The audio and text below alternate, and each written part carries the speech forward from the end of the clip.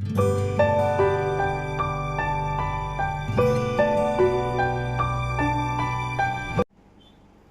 jemaat Tuhan, salam kasih Kristus. Tuhan berserta kamu. Saya gembira apabila mereka berkata kepada saya, "Hai, marilah kita menyanyi kepada Tuhan." Allah itu Roh. Kemuliaan kepada Allah Bapa, Anak, dan Roh Kudus. Amin. Doa untuk kesucian bersama-sama.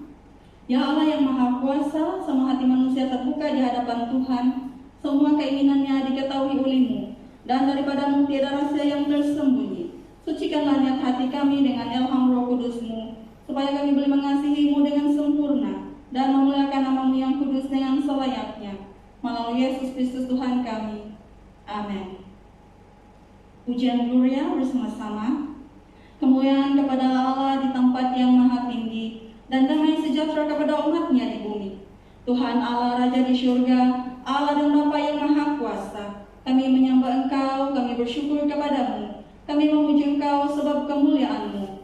Tuhan Yesus Kristus, Anak Tunggal Bapa, Tuhan Allah, Domba Allah, yang menanggung dosa dunia, kasihanilah kami. Engkau yang duduk di sebelah kanan Allah Bapa, terimalah doa kami. Tuhan sajalah yang kudus, Engkau sajalah Tuhan, Engkau sajalah yang maha tinggi, Yesus Kristus dengan Roh Kudus dalam kemuliaan Allah Bapa. Amin. Haleluya, pujian.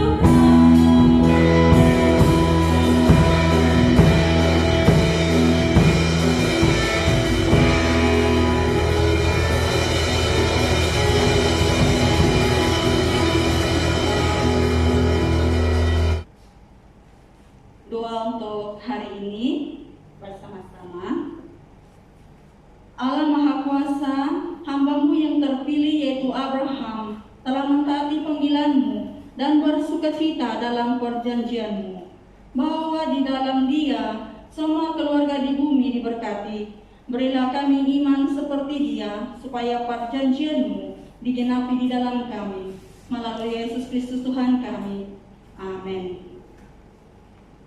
Pembacaan pertama kita dipetik dari Amos 5 ayat 18 hingga 24. Celakalah mereka yang menginginkan hari Tuhan. Apakah gunanya hari Tuhan itu bagimu? Hari itu kegelapan, bukan terang. Seperti seseorang yang lari terhadap singa, seekor beruang mendatangi dia, dan ketika ia sampai ke rumah, bertopang dengan tangannya ke dinding. Seekor ular memagut dia. Bukankah hari Tuhan itu kegelapan dan bukan terang, gelap kabut dan tidak bercahaya? Aku membenci, aku menghinakan perayaan-Mu, dan aku tidak senang kepada perkumpulan rayamu. Sungguh, apabila kamu mempersembahkan kepadaku korban-korban bakaran dan korban-korban sajianmu, aku tidak suka. Dan korban keselamatanmu berupa ternak yang tambun, aku tidak mau pandang. Jauhkanlah daripadaku keramaian nyanyian-nyanyianmu, lagu gambusmu tidak mau aku dengar. Tetapi biarlah keadilan bergulung-gulung seperti air, dan kebenaran seperti sungai yang selalu mengalir. Inilah firman Tuhan. Injil Kudus daripada Tuhan Yesus Kristus menurut Matius pasal 25 ayat 1 hingga 13. Kemuliaan kepadamu Tuhan Yesus. Pada waktu itu, hal kerajaan surga seumpama 10 gadis yang mengambil pelitannya dan pergi menyongsong mempelai laki-laki. 5 di antaranya bodoh dan 5 bijaksana. Gadis-gadis yang bodoh itu membawa pelitannya, tetapi tidak membawa minyak. Sedangkan gadis-gadis yang bijaksana itu membawa pelitannya dan juga minyak dalam buli-buli mereka. Tetapi karena mempelai itu lama tidak datang-datang juga, mengantuklah mereka semua lalu tertidur.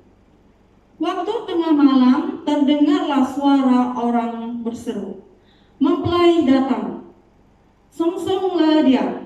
Gadis-gadis itu pun bangun semuanya, lalu membereskan pelita mereka. Gadis-gadis yang bodoh berkata kepada gadis-gadis yang bijaksana, "Berikanlah kami sedikit dari minyakmu itu, sebab pelita kami hampir padam." Tetapi jawab gadis-gadis yang bijaksana itu, "Tidak, nanti tidak cukup untuk kami dan untuk kamu. Lebih baik kamu pergi kepada penjual minyak dan beli di situ." Akan tetapi waktu mereka sedang pergi untuk membelinya, datanglah mempelai itu dan mereka yang telah siap sedia masuk bersama-sama dengan dia ke ruang perjamuan kawin. Lalu pintu ditutup. Kemudian datang juga gadis-gadis yang lain itu dan berkata, "Tuan, Tuan, bukakanlah kami pintu." Tetapi ia menjawab, "Aku berkata kepadamu, sesungguhnya aku tidak mengenal kamu. Karena itu berjaga-jagalah, sebab kamu tidak tahu akan hari maupun akan saatnya." Inilah Injil Kristus. Pujilah Tuhan Yesus. Shalom dan selamat beribadah kepada semua jemaat di Paroki Saint Stephen. Nah, pada pagi hari ini kita akan belajar dari satu firman Tuhan untuk kita menjadi kekuatan kita pada hari ini, yang saya ambil daripada Kisah Para Rasul pasal yang ke-28 ayat yang ke-3 hingga yang ke-6. Kisah Para Rasul pasal yang ke-28 ayat yang ke-3 hingga yang ke-6. Firman Tuhan berbunyi demikian. Ketika Paulus memungut seberkas ranting-ranting dan meletakkannya di atas api, keluarlah seekor ular beludak kena panas api itu, lalu menggigit tangannya. Ketika orang-orang itu melihat ular itu terpaut pada tangan Paulus, Mereka berkata seorang kepada yang lain, "Orang ini sudah pasti seorang pembunuh, sebab meskipun ia telah luput dari laut, ia tidak dibiarkan hidup oleh Dewi Keadilan." Tetapi Paulus mengibaskan ular itu ke dalam api, dan ia sama sekali tidak menderita sesuatu. Namun mereka menyangka bahwa ia akan bengkak atau akan mati rebas ketika itu juga. Tetapi sudah lama menanti-nanti, mereka melihat bahwa tidak ada apa-apa yang terjadi padanya. Maka sebaliknya mereka berpendapat bahwa ia seorang dewa. Mari kita berdoa. Bapa di surga, kami berdoa saat ini dan kami serahkan pribadi demi pribadi ke dalam tangan-Mu. Biarlah firman-Mu sendiri yang akan berbicara kepada kami, dan Engkau sendiri yang memberikan pengertian kepada kami melalui Roh Kudus-Mu. Hamba-Mu Tuhan, tidak ada apa-apanya. Engkau sendiri yang memakai hamba-Mu sesuai dengan rencana-Mu dan kehendak-Mu. Dan biar hamba-Mu berbicara hanya dengan firman Tuhan saja. Dalam nama Yesus kami berdoa dan mengucap syukur. Amin.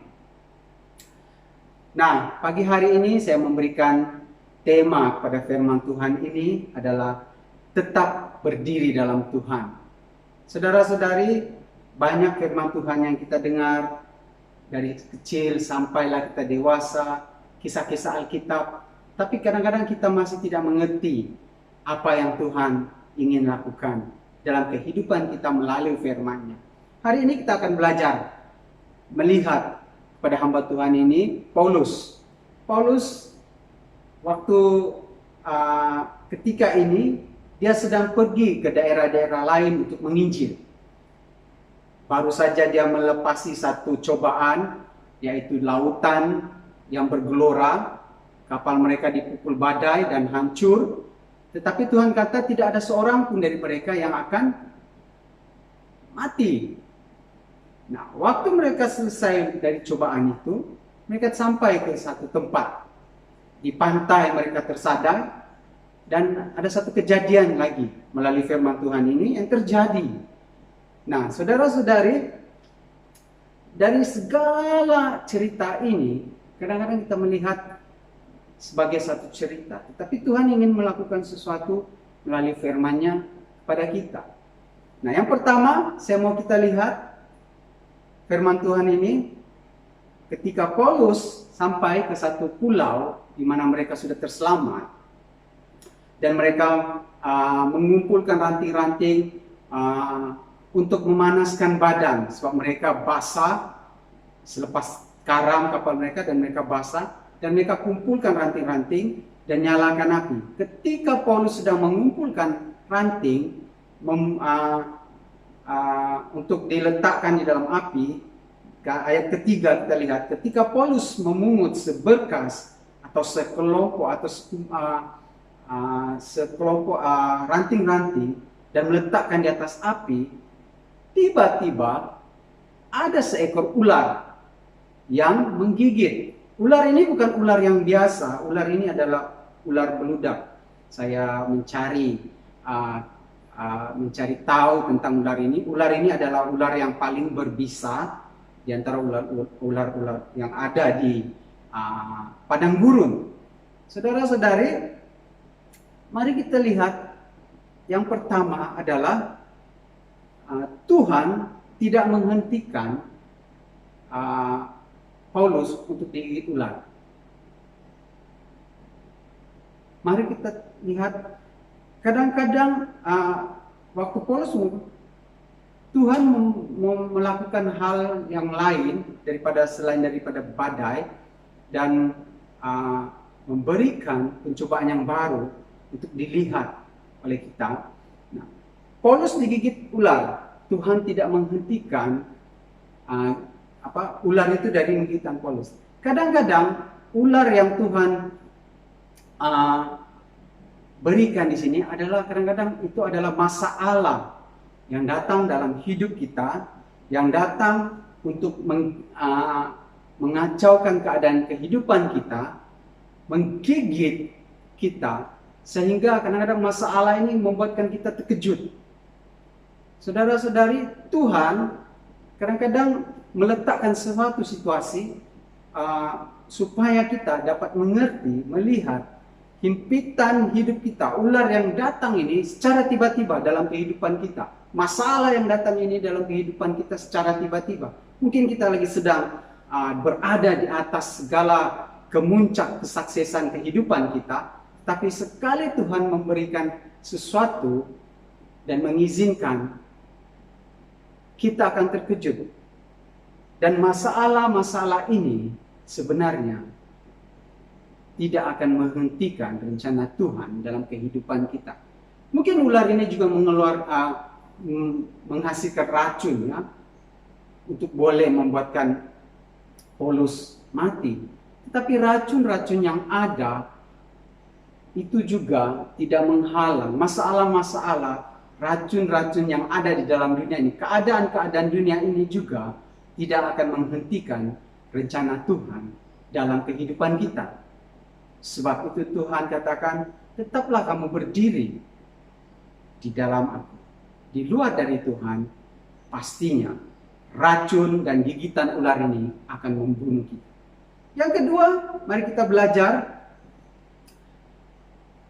Bayangkan, saudara-saudari, waktu ular itu gigit tangan Paulus, pastinya taring daripada gigitan itu melekat. Dan seperti saya katakan tadi, racun akan mengalir ke dalam tubuh Paulus melalui darahnya. Nah, kita lihat ayat yang kelima. Apa yang Paulus lakukan? Tetapi Paulus mengibaskan ular itu ke dalam api, dan ia sama sekali tidak menderita sesuatu. Maksudnya, Paulus tidak merasakan apa-apa. Paulus tidak merasakan yang dia sekarang sedang berada dalam keadaan di ambang maut. Kamu bayangkan kalau kamu digigit ular, pastinya kita akan berada dalam keadaan kelam kabut. Sekurang-kurangnya kita akan cepat-cepat cari penawar untuk gigitan ular itu. Nah, sama dengan kita, saudara-saudari, kadang-kadang dalam kehidupan kita saat kita mengalami hal-hal yang buruk, kadang-kadang gigitan ular itu melambangkan kita berada dalam keadaan yang tertentu, posisi-posisi dalam kehidupan kita yang tertentu. Kadang-kadang saat kita dicerca, kita difitnah, kadang-kadang ada perkataan orang yang tidak menyenangkan hati kita, menyinggung perasaan kita, sehingga kita pada mulanya yang nampak hebat, kuat, dan sebagainya, kita tiba-tiba jatuh. Inilah keadaan kita. Gigitan-gigitan dari ular ini membuatkan kita sepertinya kita tidak boleh lagi. Kita sudah terkena racun itu. Saudara-saudara, keadaan di luar dunia hari ini bukan saja di luar, di dalam gereja juga kadang-kadang kita nampak dan kita terlihat ada cercaan, ada kata-kata orang yang kita akan dengar.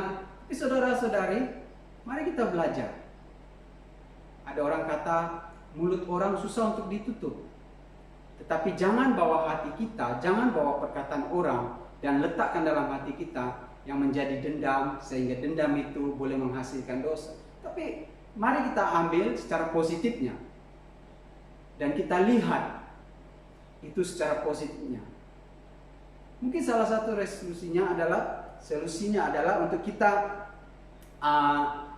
mengampuni orang ini dan kita lupakan apa yang mungkin kamu katakan, senang saja cakap untuk lupakan. Iya, tapi mari kita belajar. Waktu engkau berdiri tetap di dalam Tuhan, engkau tidak akan memandang manusia, tetapi engkau akan memandang Tuhan yang selalu memberi kekuatan bagi kita.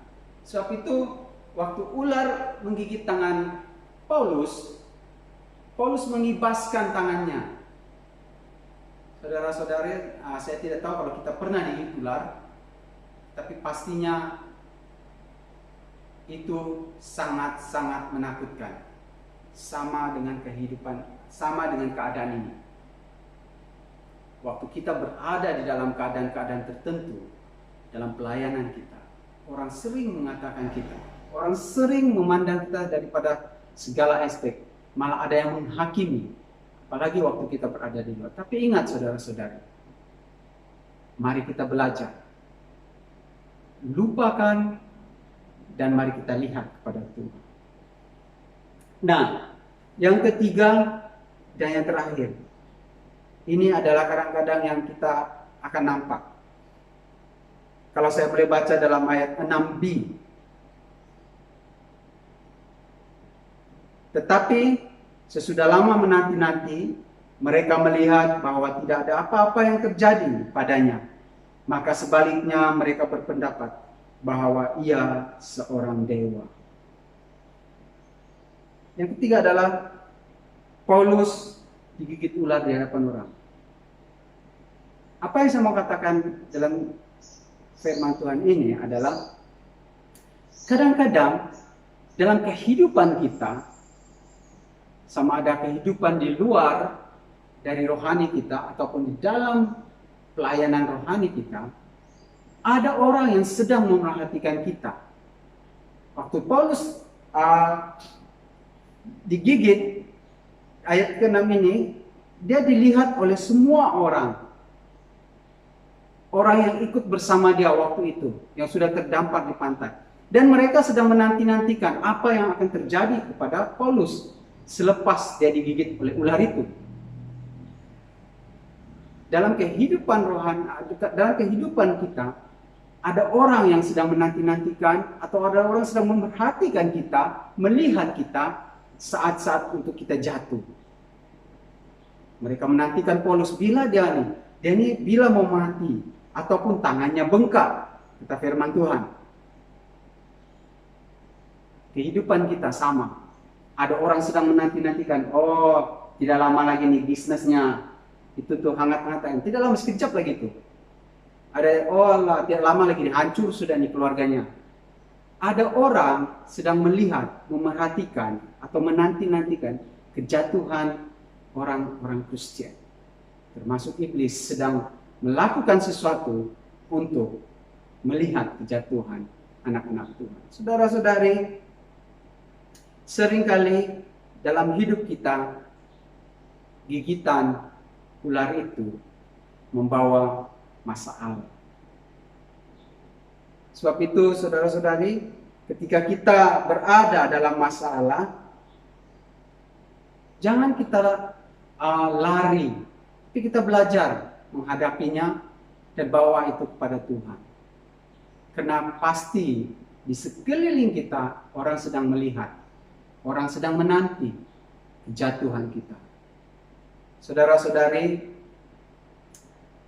Tuhan memerhatikan kita.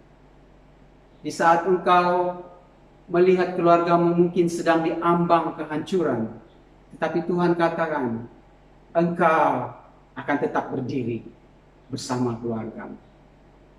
Walaupun bisnismu ada masalah, orang sedang melihat tidak lama lagi dia akan menuju kehancuran. Tapi engkau harus belajar percaya pada Tuhan, bahwa Tuhan mengatakan engkau akan tetap berdiri. Mungkin engkau katakan, saya selalu gagal dalam sekolah, pelajaran saya. Dan kau tidak ada lagi cara untuk mencapai. Tapi mari belajar berharap kepada Tuhan. Tuhan katakan, engkau tetap akan berdiri. Mungkin kita tidak sehebat orang lain dalam hal-hal yang tertentu. Dan kita selalu merasa diri kita berada di bawah, paling rendah. Tetapi Tuhan katakan, engkau akan tetap berdiri waktu engkau bersama. Saudara-saudari, ada banyak masalah yang kita akan hadapi. Paulus, waktu dia pergi menginjil, halangan demi halangan. Hari ini kita berada dalam gereja ini. Kita harus ingat bahwa misi yang Tuhan beri untuk paroki ini belum selesai. Dan masalah demi masalah, keadaan, rintangan yang kita hadapi hari ini adalah masalah ataupun gigitan-gigitan yang kita sama-sama harus hadapi. Tetapi janji Tuhan kepada kita, jemaat Tuhan di seluruh paroki Saint Stephen maupun orang yang percaya, engkau akan tetap berdiri bersama. Mari kita berdoa. Bapa di surga, kami tahu firman-Mu tidak sempurna untuk kami. Tapi kami minta Roh Kudus-Mu mengajar kami jauh lebih dalam tentang firman-Mu ini. Bapa, berkati seluruh jemaat-Mu di paroki Saint Stephen ini. Daripada yang terkecil hingga yang paling dewasa maupun nenek-nenek, Tuhan Kau berkati. Hamba-Mu sudah berhenti berbicara. Biarlah kehendak-Mu yang jadi di dalam kehidupan jemaat-Mu. Berikan mereka Roh Kudus-Mu untuk mengerti firman Tuhan. Dan kami bersyukur semuanya ini Tuhan. Hanya di dalam nama Tuhan Yesus Kristus kami sudah berdoa mengucap syukur. Amin. Amin. Pengakuan iman bersama-sama. Saya percaya kepada Allah yang Esa, Bapa yang Maha Kuasa, Pencipta langit dan bumi, yang dapat dilihat dan yang tidak dapat dilihat. Saya percaya kepada Tuhan Yesus Kristus, Anak Tunggal Allah, yang kekal diperenakan oleh Bapa, Allah daripada Allah, terang daripada terang, Allah benar daripada Allah benar. Dia diperenakan bukan dijadikan sebagai satu dengan Bapa, maka segala sesuatu dijadikan olehnya, untuk kita manusia dan untuk keselamatan kita. Dia turun dari surga dan oleh kuasa Roh Kudus. Dia dilahirkan oleh anak darah Maria dan menjadi manusia. Karena kita, dia disalibkan semasa pemerintahan Pontius Pilatus. Dia menderita, disiksa sampai mati, lalu dikuburkan. Pada hari ketiga, dia bangkit pula menurut yang dinubuatkan dalam Alkitab, lalu dia naik ke surga. Dia duduk di sebelah kanan Bapa. Dia akan datang kembali dalam kemuliaan untuk menghakimi, baik orang yang masih hidup maupun orang yang sudah mati, dan kerajaannya tidak akan berkesudahan. Saya percaya kepada Roh Kudus, yaitu Tuhan dan Pemberi hidup, yang datang daripada Bapa dan Anak, serta dengan Bapa dan Anak dia disembah dan dipermuliakan. Dia telah berfirman melalui nabi-nabi. Saya percaya kepada gereja sedunia yang kudus, dan daripada rasul-rasul itu, saya mengaku satu baptisan akan mendatangkan pengampunan dosa. Saya menantikan kebangkitan orang mati dan kehidupan dalam dunia yang akan datang. Amin. Selamat bertemu kepada semua jemaat Tuhan yang saya kasih di dalam nama Tuhan Yesus Kristus. Apa kabar semua? Doa dan harapan saya agar semua jemaat berada dalam keadaan yang sehat. Ada beberapa pengumuman yang saya ingin sampaikan. Yang pertama, tidak lama lagi kita masuk bulan Christmas pada bulan Desember. Di sini suka saya mengingatkan supaya jemaat ambil masa untuk berdoa untuk persiapan kita menghadapi perayaan Christmas pada bulan hadapan. Kita kemungkinan besar akan mengadakan Christmas di dalam talian, dan saya dorong untuk semua jemaat ambil masa berdoa untuk persiapan kita, baik persiapan dari segi kelengkapan kita maupun persiapan dari segi rohani. Saya sekali lagi mendorong jemaat untuk ambil masa waktu untuk berdoa. Seterusnya saya sekali lagi ingin mengalu-alukan seluruh jemaat di paroki kita untuk mengikuti persekutuan doa di dalam talian melalui aplikasi Zoom setiap hari Kamis pukul 7:30 malam. Kita telah melakukan ini beberapa minggu dan saya melihat ada respon yang baik dan ada orang-orang yang baru yang mengikuti persekutuan doa ini. Saya mendorong mari semua jemaat Tuhan untuk mengikuti persekutuan, bergabung bersama kami mengikuti persekutuan doa ini. Saya juga ingin mengingatkan semua anak-anak kita, adik-adik kita, supaya tetap mengikuti ibadah kelompok sel kanak-kanak dalam talian setiap hari Sabtu pukul 2:30 petang. Ada video promo yang akan kita lihat sebentar nanti tentang program yang akan kita lakukan pada bulan hadapan untuk semua kanak-kanak. Terima kasih kepada semua yang telah terlibat dalam pelayanan pada minggu ini. Tuhan memberkati.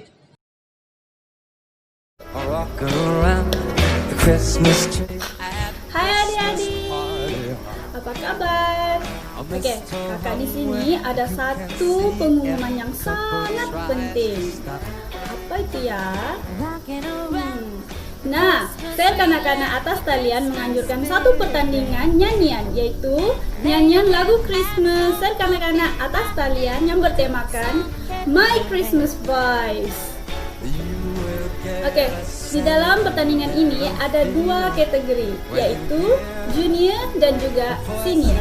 Junior yang berumur 6 sehingga 9 tahun, senior yang berumur 10 sehingga 12 tahun.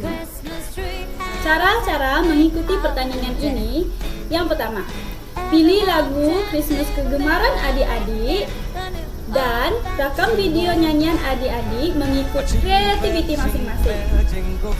Kemudian, hantar nyanyian lagu adik-adik kepada kakak Lydia kita melalui aplikasi Telegram. Pengantaran video nyanyian adik-adik bermula 2 November sehingga 28 November.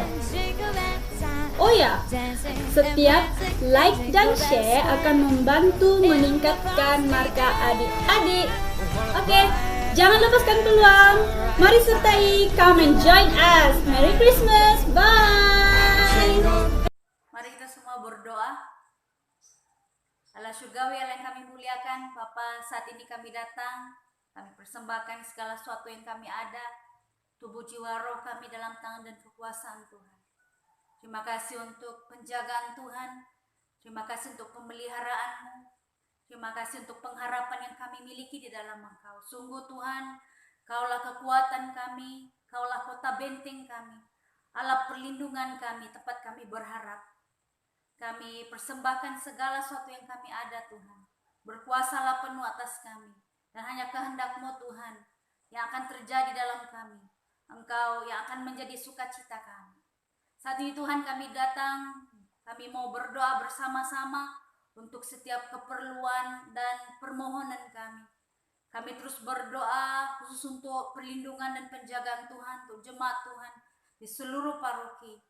Pertama sekali kami mau berdoa untuk semua pemimpin-pemimpin kami. Kami berdoa untuk padri kami, padri penguasa kami, untuk semua waden-waden. Kami berdoa supaya berkat Tuhan secara khusus Engkau curahkan atas mereka.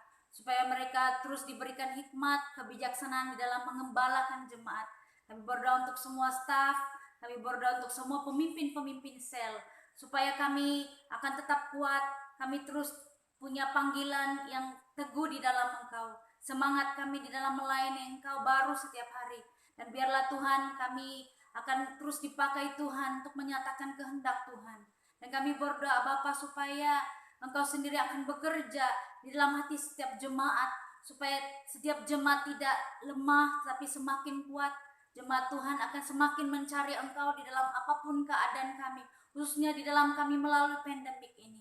Kami berdoa Tuhan Engkau adalah sumber segala sesuatu yang kami perlukan. Jika ada di antara kami yang mulai lemah, kalau ada di antara kami yang mempunyai masalah-masalah dari segi ekonomi, kami berdoa Tuhan supaya Engkau yang akan memberkati, Engkau sendiri yang akan mencukupkan, Engkau sendiri yang akan menjadikan menjadi kekuatan di dalam setiap kami, di dalam kami melalui keadaan kami. Terima kasih Tuhan. Kami juga terus berdoa untuk semua frontliner kami. Kami berdoa untuk semua barisan hadapan yang coba menangani pandemik ini. Kami berdoa Tuhan supaya Engkau juga melindungi mereka, melindungi keluarga mereka. Kami berdoa untuk semua orang-orang yang sudah Tuhan pilih untuk menyatakan kehendak Tuhan di dalam menangani keadaan ini. Kami berdoa Tuhan supaya Engkau terus berikan mereka hikmat. Tuhan berikan mereka kekuatan yang datang daripada Tuhan. Kami berdoa supaya Tuhan sendiri akan bekerja di dalam mereka. Dan kepada Tuhan kami serahkan segala sesuatu. Kami berdoa juga saat ini Tuhan. Mohon berkat Tuhan secara khusus untuk setiap mereka yang sudah dijangkiti. Mereka yang positif COVID-19. Kami berdoa supaya kesembuhan Tuhan turun atas mereka saat ini. Dan kami istiharkan bilur daripada Tuhan, kesembuhan Tuhan itu akan menjadi kekuatan, akan menjadi pemulih di dalam diri mereka satu persatu. Terima kasih Tuhan, kami serahkan segala sesuatu dalam tangan Tuhan. Kepadamu Tuhan kami percaya, hanya di dalam nama Tuhan Yesus kami berdoa. Amin. Jemaat Tuhan, marilah kita terima berkat daripada Tuhan kita. sentosa Allah yang melampaui pikiran manusia, memeliharakan hati dan jiwa kamu di dalam pengetahuan dan kasih Allah dan anaknya Yesus Kristus Tuhan kita. Dan berkat Allah yang Maha Kuasa, Bapa, Anak, dan Roh Kudus beserta dengan kamu dan tinggal serta dengan kamu sampai selama-lamanya. Amin. Jemaat Tuhan, pergilah dengan damai sejahtera dan layanilah Tuhan. Amin.